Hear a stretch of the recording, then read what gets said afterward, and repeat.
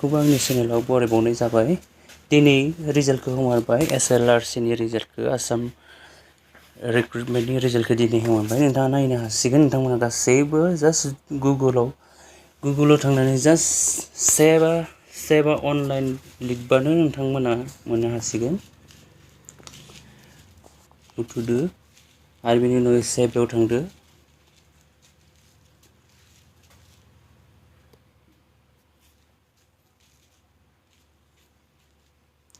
बेयाव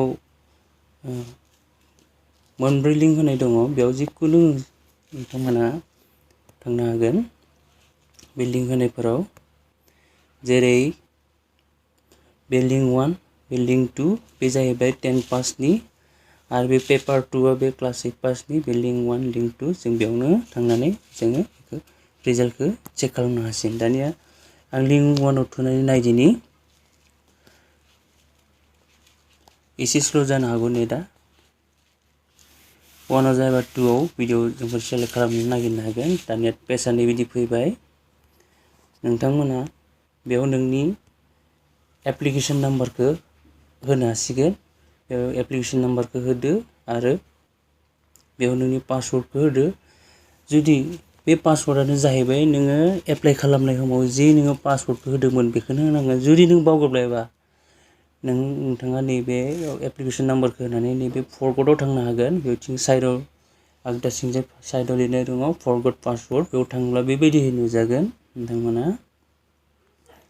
बेयाव बेबायदिनो एप्लिकेशन नाम्बार होदो, नोंनि मबाइल नाम्बार होदो, होमब्लानो रिजाल्टआ शो जासिगोन। आरो रिजाल्टखौ शो जानाय लोगोनो क्वालिफाइड आरो नट क्वालिफाइड मोनगोन। नट क्वालिफाइड बा फेल, क्वालिफाइड बा पास। बेयाव नोंथांमोना रिजाल्टखौ मोननो हासिगोन। नोंथांमोना दा नायनो हासिगोन।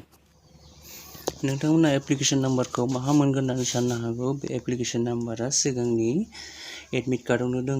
बेयाव नोंथांमोना नायनो हागोन।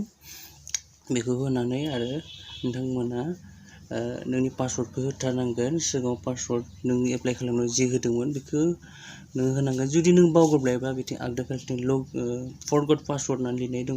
बेयाव थुनानै नोङो एप्लिकेशन होदो आरो नोंनि मबाइल नाम्बार होदो। होमबा नोङो लगइन खालामबानो नोङो मोननो हासिगोन।